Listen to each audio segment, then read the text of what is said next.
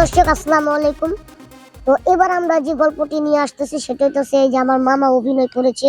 আমরা দুজনেই মামা ভাগ্নে ক্যারেক্টার করেছি বাপ পোলার। গরুরে ভুসি ভুট্টা সোয়াবিন খৈল এটা খাওয়াইতেছস। ঈদ উপলক্ষে যারা গরু বিক্রি করে তাদের উদ্দেশ্যে করে তো সেই গল্পটি করা। তো মামা অ্যাক্টিং করছে সেই গল্পটিতে। তো আমি মনে করি মামা বললে বেটার হয়।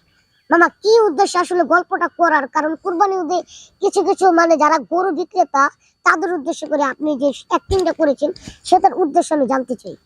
এটা এমন একটা গল্প যে এই কুরবানির ঈদ আসলেই কিছু অসাধু ব্যবসায়ী আছে যা গরুকে মোটা তাজা করার জন্য আপনার ফরমালিন ইউজ করে, ইঞ্জেকশন দিয়ে মোটা তাজা করে।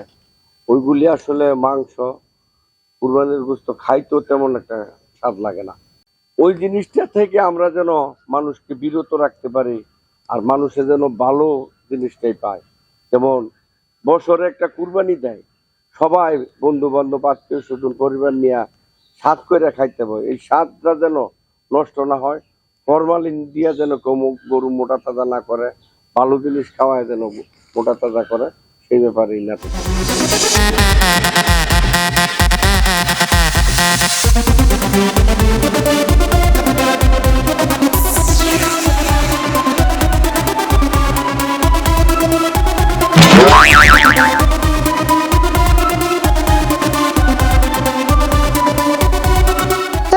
শিক্ষামূলক কিছু ভিডিও নিয়ে আমি আসতেছি ছোট দীপু।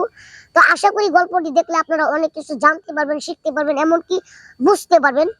তো যাই হোক, আমাদের ভিডিও যদি আপনাদের কাছে ভালো লেগে থাকে তাহলে like, comment, share plus subscribe করতে ভুলবেন না।